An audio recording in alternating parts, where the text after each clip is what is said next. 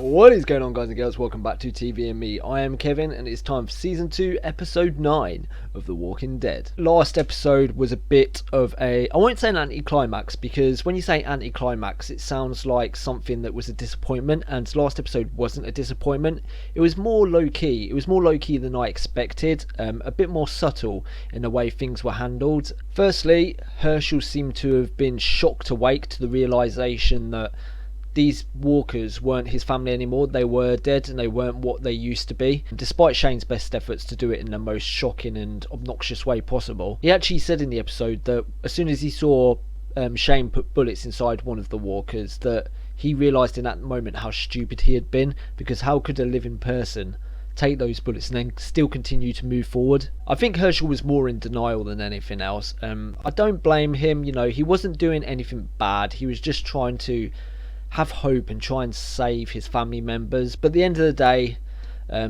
what should have happened happened. You know, you can't keep them about because they're just a danger to everyone. Carol also seems to be in a bit of denial about Sophia.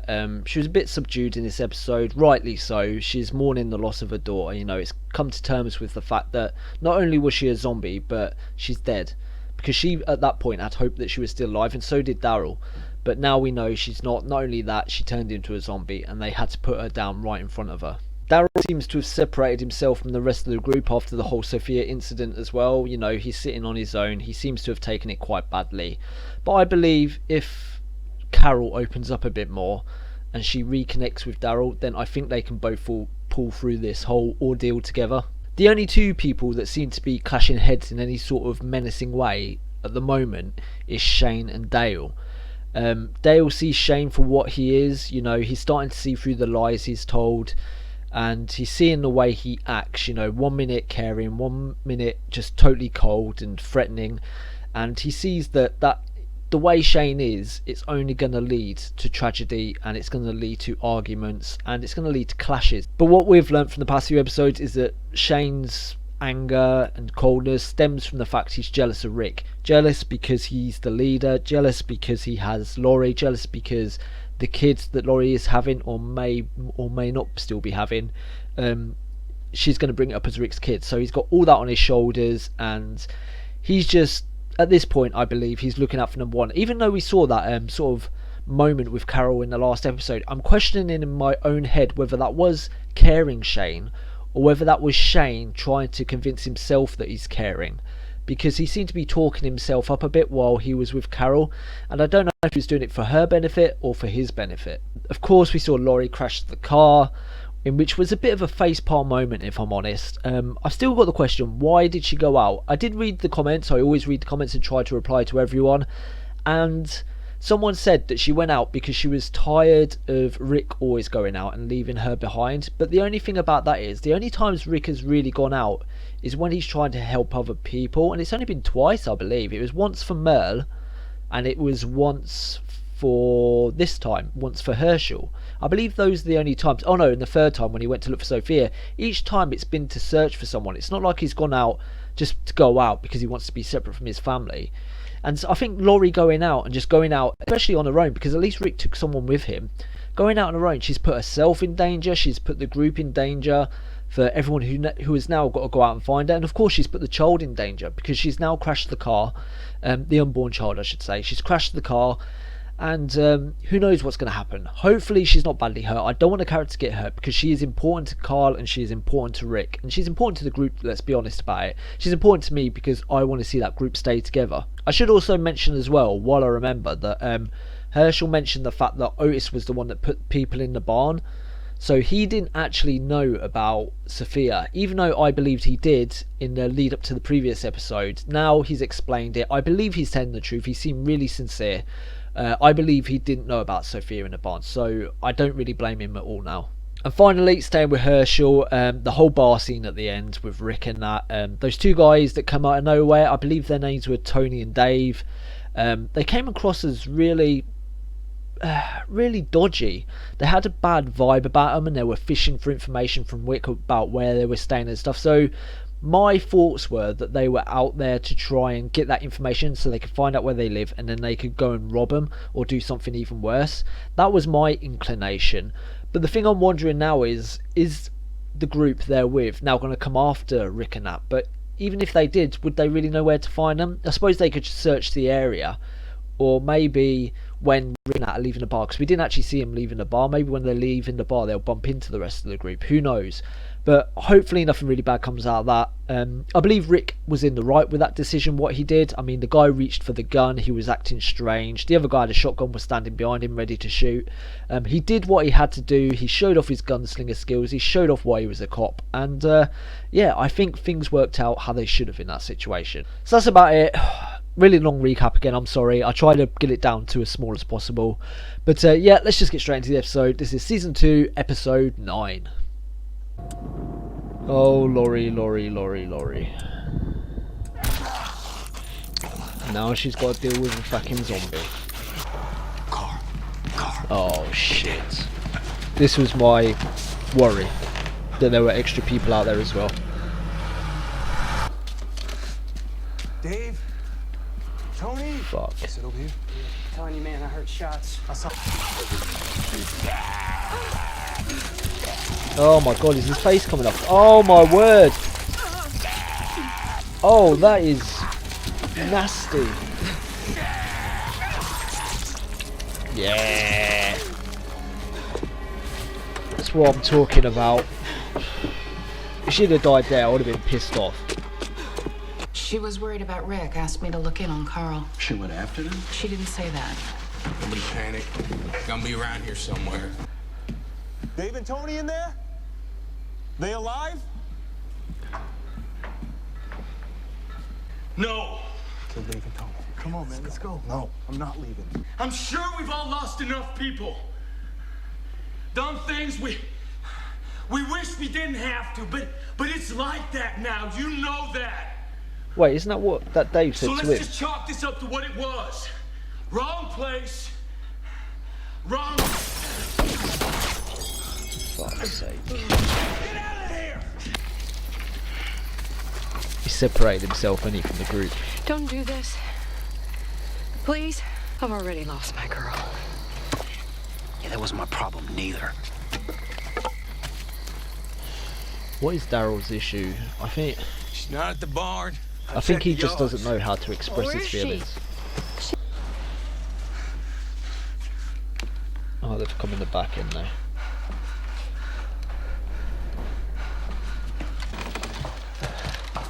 Oh, Glenn, don't you die on me, brother. Surely she should have followed the road back, so he would have passed her if she went back to camp, or back to the farm, sorry. So she must have kept on going to Rick. Rick wants you to try for the car. Try? You'll try and succeed. I'll cover Glenn's you. the runner again. That's a great plan. That guy needs an award, or a medal, or something.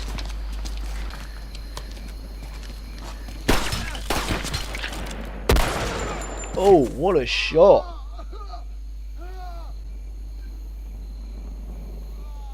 Wait, what? He must have hit Glenn. He's behind the dumpster. Did he hit Glenn? Doesn't look like he's moving. Don't say Glenn's dead. Don't say that. You hit? Are you hit? No. We're almost home. Don't do that to me again. You good? Fuck's sake.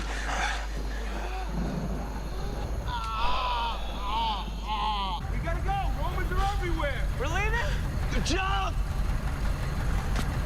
Hurry up! Jump already!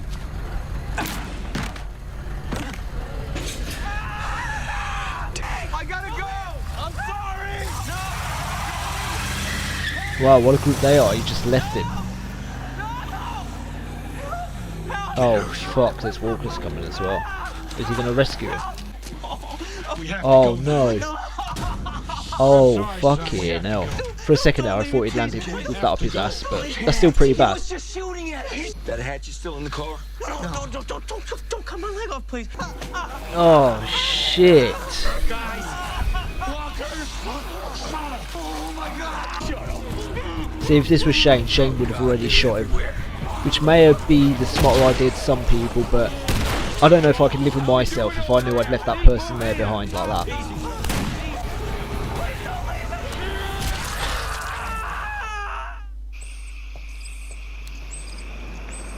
Talk about rip a band-aid off, holy crap. I think that was a better idea. Oh, Shane found her. Come on, I gotta get you back. No, we gotta find Rick. He's back. They're all back. They're all safe and sound. Really? Yeah. Oh, thank God. Prick! I'm sorry, but he has to stop lying like that. I know what his motivations are now. All he cares about is Carl and Laurie. Everybody else can just fuck off. That's his mentality, I reckon, at the minute. And it's going to get people hurt. A lot of people hurt. Where's Rick?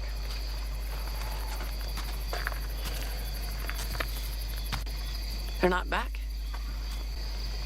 Where are they? Now she knows he lies. I gotta get you back here. Now she's going to realise he lied about Otis. You asshole. Lori. Hey, Lord, I will go after him. I will find him. Hey. Now look, first things first, I gotta look after you. I gotta make sure the baby's all right, okay? You're having a baby? I keep you safe. Like you did with Otis? What happened that night? You haven't been the same since. What happened with Otis happened because I love you. I love you, and I love Carl. That's what. I told Rick. So he didn't know. You told him what? It was you, and it was me and Carl, and it was real. He was right. Don't say it wasn't. It wasn't.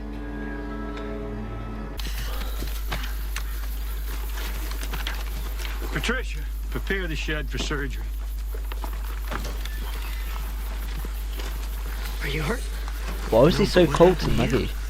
He won't be on his feet for at least a week. When he is, we give him a canteen, take him out to the main road, send him on his way. You killed 3 of their men, you took one of them hostage, but they just ain't gonna come looking for They him. left him for dead. No one is looking. We should still post a guard. He's out cold right now. Will be for hours. You know, I'm gonna go get him some flowers and candy.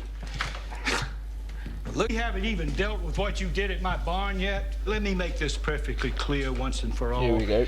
This is my farm. Now, I wanted you gone. Rick talked me out of it, but that doesn't mean I have to like it. So do us both a favor. Keep your mouth shut.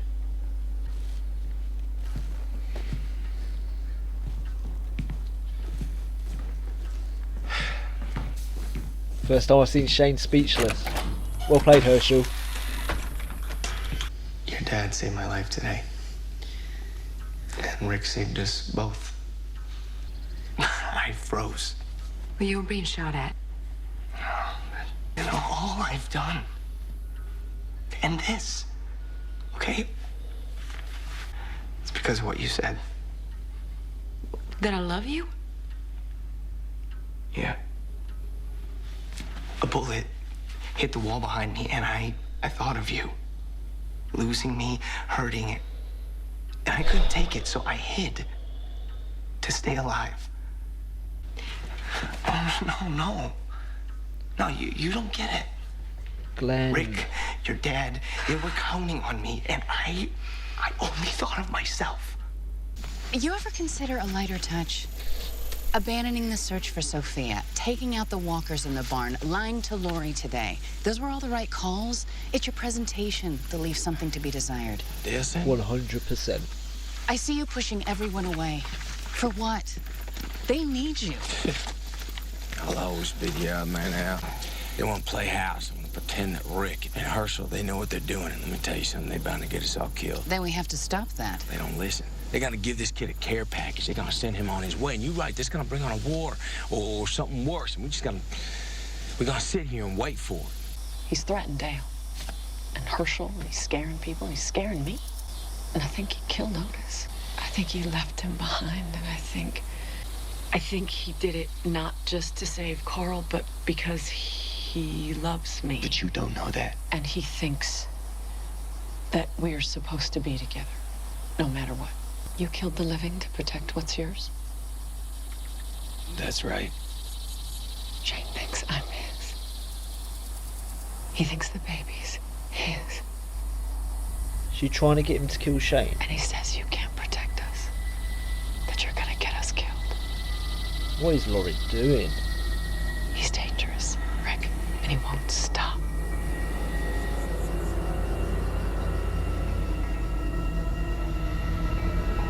Oh, Laurie, what are you doing? So there we have it, Season 2, Episode 9, and the first thing I want to say is I do not like the way Laurie is seemingly whispering these things into Rick's ear, saying that he's willing to kill the living to protect what's his, and then bringing up Shane as if to say, you need to kill Shane to protect what's yours. I feel like that goes against the character of who Rick is. I don't think he is someone that would do that. Laurie's gone down in my estimation a bit these past 2 episodes. She really has. Before I saw her as a mother just trying to protect her son, but now, last episode she made that really silly decision to go out in the car, which luckily turned out okay. Nothing too bad happened. I mean, she was nearly killed by a zombie, but she got out of that situation. And then she whispered into Rick's ear, like... Thing is, I'm trying to work out if I trust the character of Rick enough not to do something stupid. I mean, if Shane's going behind Rick's back and then saying these things to his wife, I think Rick would be in the right to approach him and like have it out with him. And if Shane wants to get violent, then Rick's got a right to defend himself and his wife. So I wouldn't be against if they got into a physical altercation, but I don't want Rick to kill Shane, because then Rick's doing what Shane would do. He's being selfish. He's not thinking about the other person. He's just saying, oh, this is mine, I'm going to protect it, I'm going to kill you. He's putting no value on the life of Shane. And even though Shane is making some really horrible decisions, and some decisions which seem the right thing to do, but like Andrea said, he lacks the presentation. He's just bullish in the way he does stuff. I don't think it's right still that Rick should go out and kill him. I think they're setting up something really, really untoward with that whole situation. And like I say, Laurie's gone down a few steps in my estimation, and I don't want Rick to go down a few steps as well, because he's been a great leader so far. He's done everything that I personally would do. I'm not saying I'm a great leader by any stretch of imagination. I'm simply saying that as an outsider looking in and like thinking about these moral decisions, he seems to make the right choice in that moment when he's only got a few seconds to think or react. One decision Rick did make in this episode was to bring that character Randall back, the one that had his leg impaled. Now, putting myself in Rick's shoes again, if I was there, you're surrounded by zombies, there's a guy stuck, he was quite young as well, he seemed to be just a teenager or something. He's got his leg impaled. Could you, in your own consciousness, could you live with yourself if you either shot that person dead, knowing that you could get him off the fence and get him out, or could you live with yourself if you just left them there and watched the zombies eat them? Me personally, I couldn't. Yes, there are situations where you do have to put yourself first. I mean, in those moments where it is you or them. But I think in that moment where he was stuck on the fence, they were getting surrounded, he had time to react, he had time to do the right thing. Whether that will pay off in the long run, as Shane was saying, if they let him go, maybe he'll go back to his camp and then tell them where they are, and then they'll come and attack, which then it will turn out it's a terrible decision.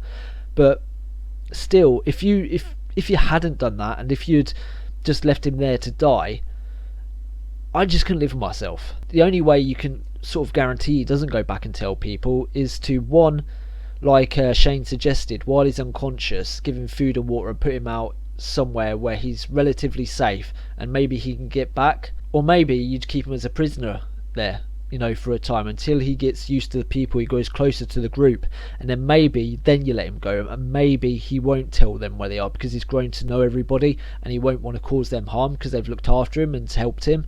Because his own group, they just left him there to die. The guy he was with just drove off and left him. So I don't know, like every single decision in this series, it's so hard. You're damned if you do, you're damned if you don't. It's just you've just got to try and make the right decisions in that moment. I just want to quickly mention Daryl as well. I didn't like when he was lashing out at Carol, especially when he was going on about Sophia, and I know in my heart that it's because he doesn't know how to care, and when he gets hurt he sort of lashes out. I said in the last episode he sort of lashes out like a child, because that's how I think the only way he knows how to react. So I don't blame him in a sense, but in the same mind I'm still like, he still should know better not to treat people like that. But at the end there, it looked like he came back to the group. He stopped keeping himself separate. He came into the room and was part of the group discussion. So hopefully that's the end we see of that. I don't want to see Daryl becoming this outcast again. Speaking of people being pushed away, Glenn is pushing Maggie away because he cares about her. I mean, he's afraid of losing her, I think, and he doesn't want to get too close in case either he dies and he knows she's going to be on her own, or she dies and he knows he's got to deal with that. And I'll be honest, I understand that decision to a degree, but it's like the age-old saying, it's better to have loved and lost than never to have loved at all.